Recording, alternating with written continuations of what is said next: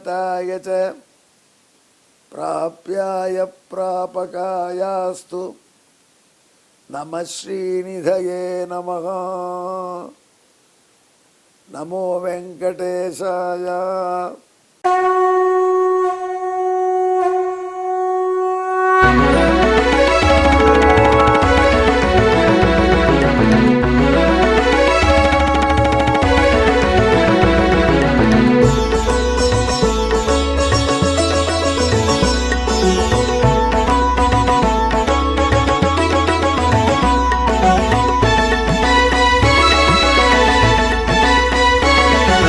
सहस्रनामं सहस्रनामं श्रीवेङ्कटेश सहस्रनामं सहस्रनामं सहस्रनामं श्रीवेङ्कटेश सहस्रनामं.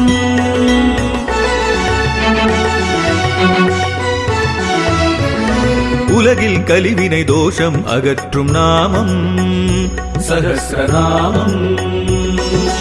உயர்வுகளை வாழ்வில் அளிக்கும் நாமம் சஹஸ்ரநாமம்.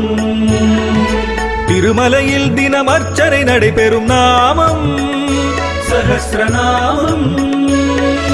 திருவேங்கடனின் தரிசனம் காட்டும் நாமம் சஹஸ்ரநாமம். சகஸ்ரநாமம் சகஸ்ரநாமம் ஸ்ரீவேங்கடேச சகஸ்ரநாமம் சகஸ்ரநாமம் சகஸ்ரநாமம் ஸ்ரீவேங்கடேச சகஸ்ரநாமம்.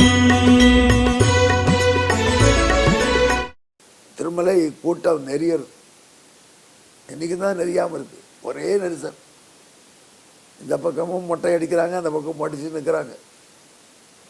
கேட்குறார், என்னையா இந்த ஊருக்கு நீ வந்திருக்க திருமலைக்கு அப்படின்னு மொட்டை அடிச்சுன்னு இருக்கிற ஒருத்தர் இன்னொருத்தரை கேட்குறார்.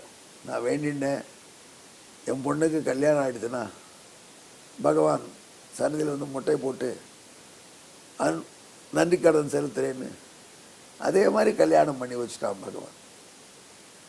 அதற்காக நன்றி செலுத்துவதற்கு நான் இங்கே வந்து மொட்டை போட்டு ஸ்நானம் பண்ணுறேன், உனக்கு என்ன அப்படின்னு கேட்டார். இவர் சொல்கிறார், எனக்கும் அதே கவலை தான், என் பொண்ணுக்கு கல்யாணம் தான் நடக்கணும், அப்படி அனுகிரகம் பண்ணி வெங்கடாஜலபதினு மொட்டை போட்டிருக்கேன். இப்போ எனக்கு அட்வான்ஸாக மொட்டை போட்டிருக்கேன் நான். ஆஹா, அப்படியா?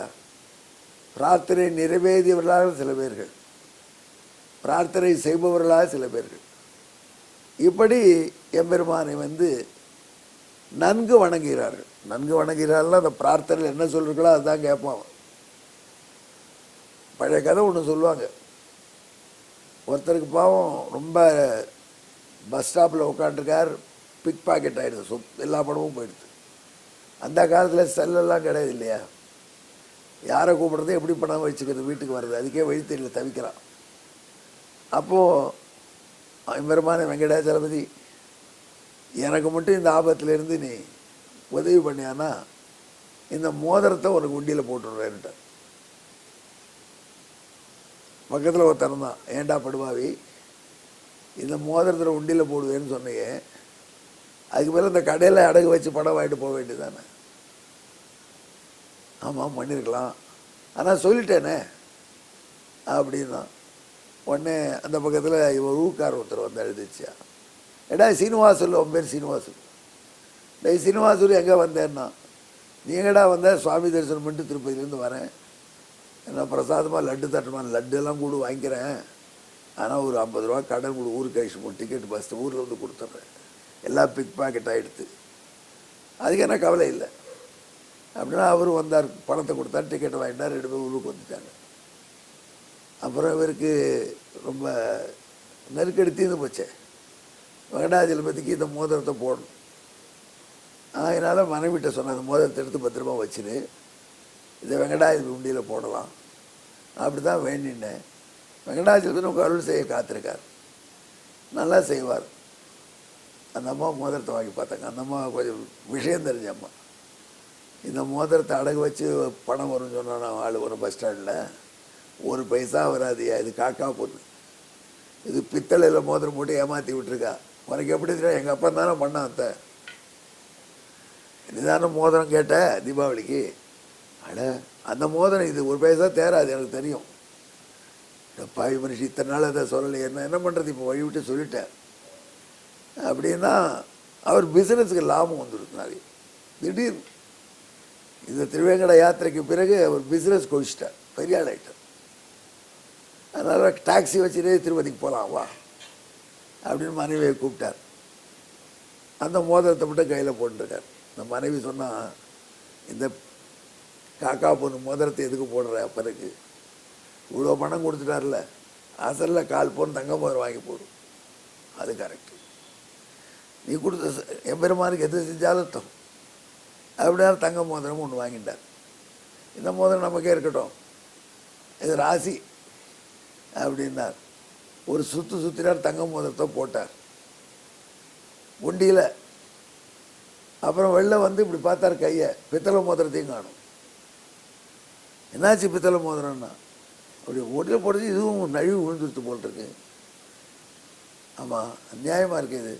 கேட்டதுக்கு தங்க மோதிரத்தை போட்டாங்க, கேட்ட மோதிரம் போடுறேன்னு வேண்டிட்டோம். அதை விட வேல்யூபிள் தங்க மோதிரம் போட்டால் அந்த பித்தளை மோதிரையே அடிச்சுன்னு போயிட்டார் வெங்கடாஜலபதி. அப்படியே அந்த அம்மா சொன்னார், பக்கத்தில் ஒருத்தர் இருந்தார், சொன்னார், வெங்கடாஜலபதி போட்டு நீ என்ன சொல்கிறையோ அதை வாங்கிடுவார், நீ அதுக்கு மேலே எக்ஸ்ட்ரா கொடுத்தா உன் இஷ்டம். இந்த மோதிரம் கொடுக்குறதானே வேண்டினே அந்த மோதிரம் அவசியம் போட்டான், அது அவருடைய கட்டாயம். அப்படித்தான் நின்று செலுத்தினாவாய் அப்படின்னு சொல்லி அவர் தேற்றினார், பிரதட்சணம் பண்ணார், ஊருக்கு வந்தார். இப்படி அவனுடைய லீலைகள் நிறைய பேர் சொல்லுவாங்க. கேட்டதெல்லாம் என்ன வேண்டிடமோ அதை அவசியம் செய்யணும்னுவான். இப்படி அவனிடம் உதவி பெற்றவர்கள் நல்ல, அவர்கள் சித்தார்த்தர்கள் பேர். யாருக்கு அவருடைய பர்பஸ் சர்வாயிட்டோ சித்தார்த்தர்கள். இன்னும் சில பேர் சாத்தியர்கள், அவர்களுக்கு பர்பஸ் சர்வாகணும். இன்னும் இப்போ தான் அப்ளிகேஷன் போட்டிருக்கோம், பையனுக்கு வேலை கிடச்சிடணும், வேலை கிடச்ச உடனே நடந்தே வரேன் வலைக்கு, இப்போ பஸ்ஸில் வந்தேன் சுற்றிட்டு போகிறான். அவர்கள் சாத்தியர்கள். இந்த சித்தார்த்தர்கள் சாத்தியர்கள். யாருக்கு சாத்தியம் இருக்கோ அவர்கள் சாத்தியர்கள். சித்தார்த்தர்கள் சாத்தியர்கள். இவர்களெல்லாம் கூடி கூடி அவன் வந்து குலவி வழிபடக்கூடிய தெய்வம். ஆகையினால வசிஷ்டா அவருக்கு சித்தார்த்த சித்தர்கள் சாத்தியர்கள், இவர்களாலே வணங்கப்படக்கூடியவர் என்று பெயர் வந்து அப்படின்னு மோதிர கதையை ஞாபகப்படுத்தி வசிஷ்ட பகவானுக்கு நாரதர் சொன்னார். வசிஷ்டர் சொன்னார், அது அவன் ஆசைப்படுறான் அந்த மோதிரம் வச்சுக்கணுன்னு, அந்த மோதிரத்தை பிடிக்கிட்டா நியாயமா? ஆனால் அதை விட உயர்ந்த மோதிரம் கொடுத்துட்டானே, அது இல்லைப்பா, பகவானுடைய சொத்து அவன். அந்த சொத்து நான்கிற உணர்ச்சி அவனுக்கு இருந்ததுன்னா எனக்கு இந்த மோதிரம் இருக்கட்டும் போய் எண்ணக்கூடாது இல்லையா? அதனால் இந்த மோதிரம் எனக்கு இருக்கட்டுமேங்கிற எண்ணம் அவனுக்கு இருந்தால் அதுக்கு அவனுக்கு கெடுதல். அதனால் அந்த மோதிரத்தையே அபகரிச்சுட்டார் பகவான். ஆனால் அவனுக்கு அள்ளி அள்ளி கொடுக்குறார் வேற சேனல். நாம் நினைக்கிறோம் பகவான் செய்யலேன்னு, பகவான் வேற ஆங்கிளில் செய்வான். ஏன்னா உனக்கு எது செஞ்சால் நல்லது, எப்படி செஞ்சால் நல்லதுன்னு வந்து அதான் எம்பெருமான் போய் இப்படி செய்யணும் சொல்லாத, இதை செய்யணும் சொல்லாத, பிற ஒரே வார்த்தைகள், எது எனக்கு நல்லதோ அதை செய், எது எனக்கு நல்லது என்று நீ நினைக்கிறாயோ அதை செய்யணும் சொல்லு. ஏன் அப்படின்னா நீ நினைக்கிறது அது நல்லதாக இருக்காது உனக்கு. அவ்வளோ ஆசைப்பட்டோம், எப்படியாவது இன்ஜினியரிங் காலேஜ் சீட்டு வேணும், சீட் கிடைச்சா மொட்டை அடிச்சுக்கிறேன்னு வேண்டிட்டார் நம்ம ஃப்ரெண்டு. சீட்டே கிடைக்கல, மொட்டையை அடிக்கல. அவர் ரொம்ப வருத்தம் இருக்குது. நாங்கள்லாம் என்னோட சேர்ந்து பியூசி படித்தார், நான் மொட்டை அடிக்கிறேன்னு வேண்டினேன், அதனால் சீட்டு கிடைக்கல. ஆனால் இப்படிப்பட்ட ஏமாற்றிட்டார் பெருமாள். 3 வருஷம் அட்டன் பண்ண கிடைக்கலன்னார்.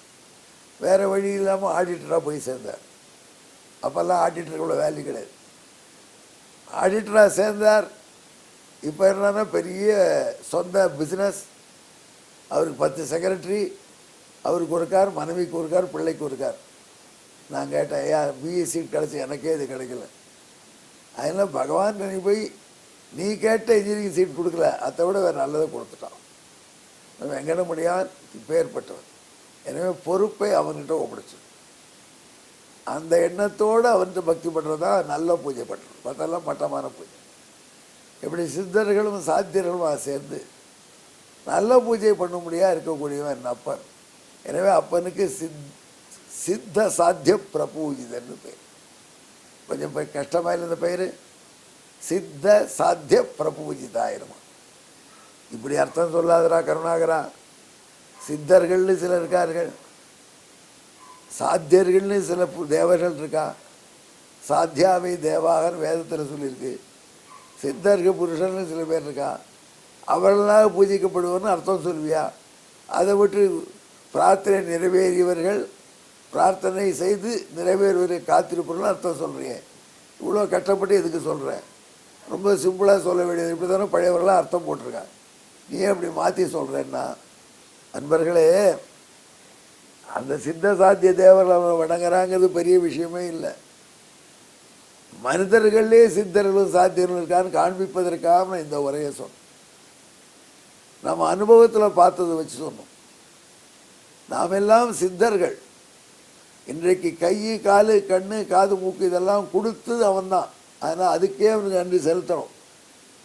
இதுக்கு மேலே வேலை வேணும், ப்ரமோஷன் வேணும், அதெல்லாம் சாத்தியமாக கேட்குறதும் நாம தான். அப்படி சித்தர்களாக இருந்து கொண்டு சாத்தியர்களாக இன்னும் இவ்வளோ கொடுத்தானேன்னு திருப்தி அடையாமல் அதை கொடு இதை கொடுன்னு கேட்குறவங்களுக்கும் கொடுக்குறான். அவர்கள் எல்லாரும் இவனை நன்கு பூஜிக்கிறார்கள். அப்படி கலியுகத்தில் கண்கண்ட தெய்வமாக உலா வருகிறான். ஒருத்தர் மொட்டை போட்டு திருப்பதிக்கு போய் மொட்டை போட்டு வந்துட்டார். எலெக்ஷனில் ஜெயித்த உடனே எங்கள் ஊரில் ஒருத்தர்.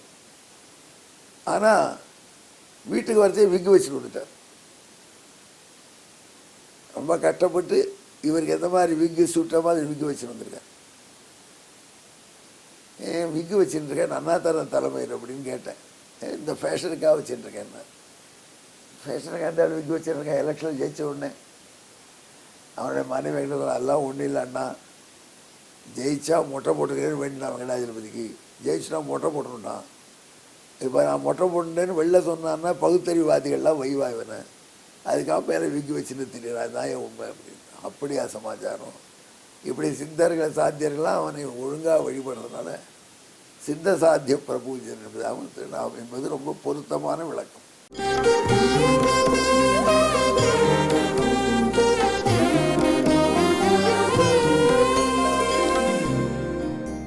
சித்தார்த்தா சாதனீயார்த்தாக சித்தா சாத்தியாச்ச தே ஜனாக பிரகர்ஷம் பூஜிதஸ்தைரியா சித்த சாத்திய பிரபூஜிதா என்பது இதற்கான வாய்ப்பாடு. அன்பர்களே, இந்த திருநாமத்தை நன்கு ஜெபித்து சொல்லுங்கள். உங்களை ரட்சிப்பதற்கு, நீங்கள் கேட்டதையெல்லாம் தருவதற்கு கண்கண்ட தெய்வமாக வெங்கடாஜலபதி காட்சி தருகிறார்.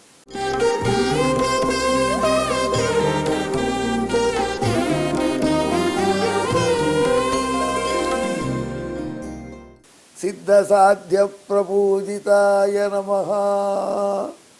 நமோ வெங்கடேசாய.